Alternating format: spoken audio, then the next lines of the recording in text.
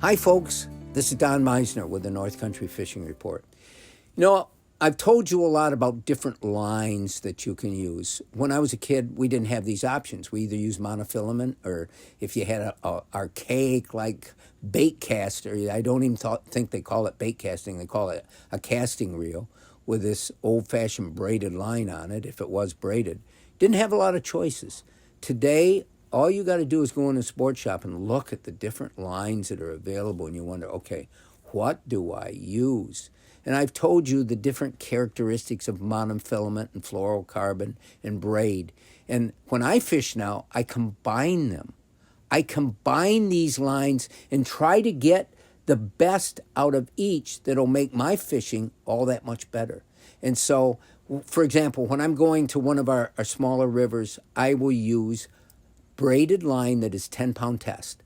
Now, that may sound like a lot, but a 10-pound braided line is so thin, it's as thin as 2-pound monofilament line. But the advantage with the braid is it's stronger.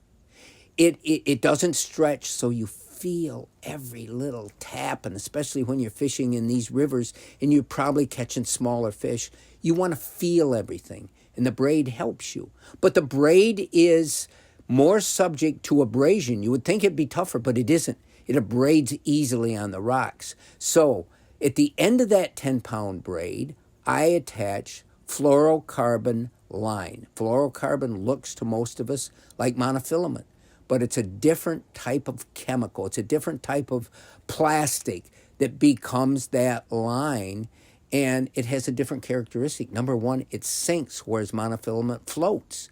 Number two, it tends to be more invisible to the fish. At least that's what all the experts tell you. I'm not sure how they know, but they say it's more invisible.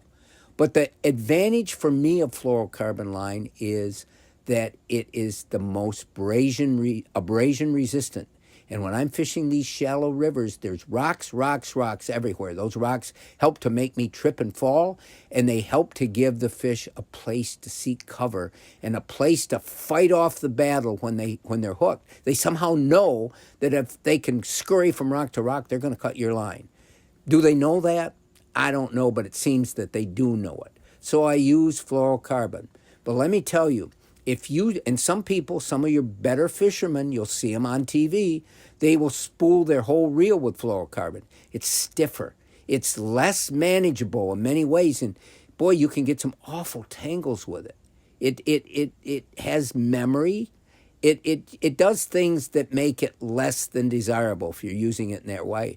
But what do you do to make this not happen? And I was talking to my nephew, who lives in Ohio now, and he's grown up fishing on the Grass River, and now he's taking those same techniques over in Ohio. And we talked about this, and he said, Don, you know what you do? He says, when I go out my boat, I will troll. I will just let all my fluorocarbon line out of my reel as I'm going along at high speed with my motor, and let it drag behind the boat in the water, or flop along.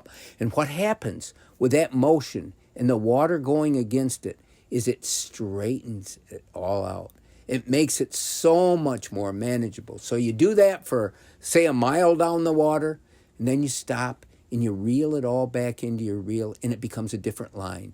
It becomes less kinky, less stiff. It makes it more supple, more usable. And it's something I wanted to pass on to you, because you can do that with monofilament as well. I imagine you could even do it with braid, but braid is so different that I won't go there. But you can take your line see, lines like monofilament and fluorocarbon have memory. They remember curls that they did, and so that those curls stay in the line.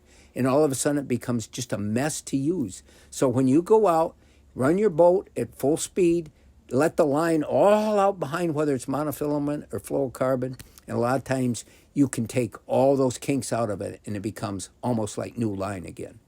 Another tip that we get from talking to other anglers, and in my case, I've done it through the years, and then maybe I didn't think about it much, but I thought this would be a good tip to pass on to all of you.